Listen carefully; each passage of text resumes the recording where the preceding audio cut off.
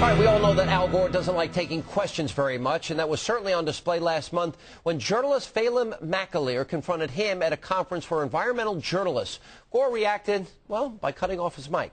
Take a look. The British High Court in London found an Inconvenient Truth had 9 significant errors in it.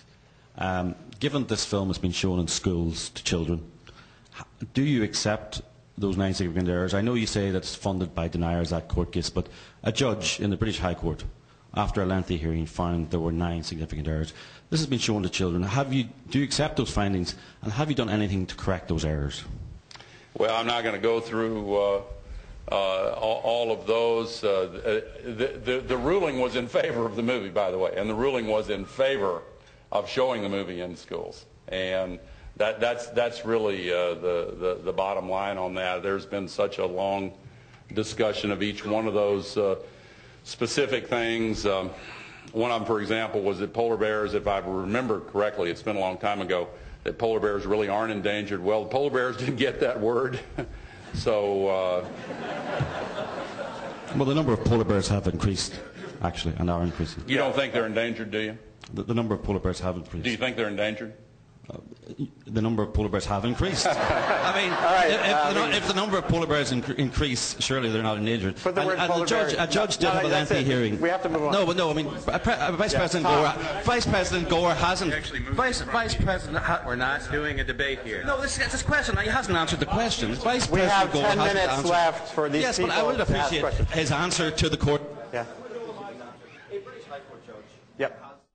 Pretty classy, right? Well, Mr. McAleer and his colleague Anne McElhinney have produced a new movie that shows why Al Gore's wrong about global warming and outlines just how damaging global warming hysteria really is. The movie is not evil, just wrong, and those filmmakers, Phelim McAleer and Anne McElhinney, now join us. Guys, good to see you. Welcome back to the program. Pretty gutsy. Now, it was the other journalist that shut off the mic, not Al Gore? We don't know who shut it off. Well, no, it was the journalists. I mean, and it's a so-called journalists. Yes, it's environmental journalists. I think they're environmentalists rather than journalists.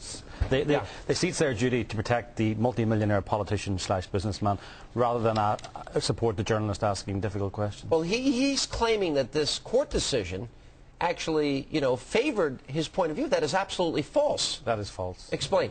Well, the court case, it was a lengthy hearing, maybe a month of hearings. There was 9 aspects of an inconvenient truth they looked at, and they found 9 significant errors or exaggerations.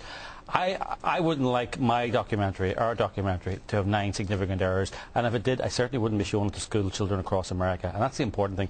But there was also more to that decision, if I recall. They didn't say that it should be shown in schools, as he was saying. There was an addendum to that, wasn't there? Oh yeah, it's like a packet of cigarettes now in the UK. With a warning. Yeah, a government that health this is a political film, that this is not necessarily factual. Yeah. It's not science. Exactly. Exactly, and he's doing the very same thing now with his new book. Exactly the same thing. One scientist that he interviewed suggested that if we rearrange the way we organise soil use, that basically you could actually soak up all the CO2 emissions in the world. And guess what his assistant did? His assistant got in touch with that scientist and said, could you dial back a bit? Can you dial back? And by the way, I'm getting that from Newsweek, who are huge fans, obviously, of Al Gore's. So he's at that again. So he asked a scientist to dial back his science. This is who Al Gore is. Al Gore, so much for the inconvenient truth, he just doesn't like the truth. Well, I think he likes this position that he now has, and I think in that sense he is a propagandist. Now, we have on this film, we've had you guys on before on Hannity's America, and we have literally put on the screen meteorologists, climatologists, scientists, and there are hundreds and hundreds of them that disagree. Why don't they get the same amount of attention as, say, Al Gore? Well, it's really funny. I mean, one of the things that they keep saying in this argument is that there's a consensus, everyone agrees. That's not how science works. It doesn't matter if 99,000 people all agree about something and one person is right.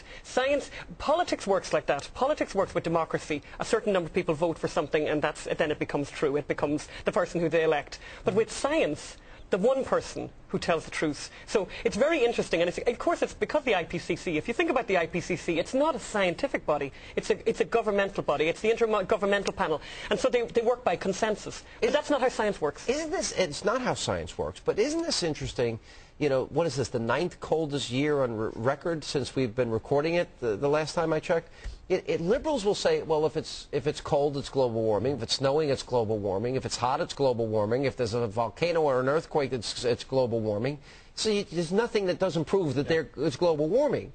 It's a complete win-win. It's called the weather where I come from, you know. And, you know, it's a big planet, you know, and there's always extreme weather, so it's great. It's a win-win situation. Is global warming a farce? Is the whole thing a hoax? I'll tell you the best way for any of your viewers who might be slightly concerned about this. I think the one thing that really should comfort them is watch and observe the behaviour of the people who are telling us the world's about to end. They spend all their time in aeroplanes. Apparently that's the worst thing you could do. So the IPCC people, you know, nowadays, I mean, and I know Al Gore himself, he's on the board of Apple, and they're great for this whole video conferencing, all this new technology that we have. Why is it that they don't video conference? They're travelling all the time. I know last week they were in Barcelona. Next week they're going to be in Copenhagen. We caught him on a Gulfstream 2. Oh, yeah. One of the least fuel efficient. Of course, and he's on it all the time. I mean, this guy flies all the time. So I think for anyone who's slightly worried about it, look at these guys. Look at Al Gore himself. Until he was pointed out, until the Tennessee Policy Institute pointed out the fact that his own electricity bill was 4 times what an ordinary American. 20 times. There you go. Even 20 times more. No, he uses more electricity in a month than most Americans use in a year. But that had to happen. When that was pointed out, he suddenly installed the solar panels. How sincere is this guy? He's phony. Right. That's what we think. That was a brave question. Great job. Great work. And I'm sure you'll be excoriated and you know, beaten up for great work. Well, the truth is good fun. All right, guys. Thank you for being with us. Appreciate it.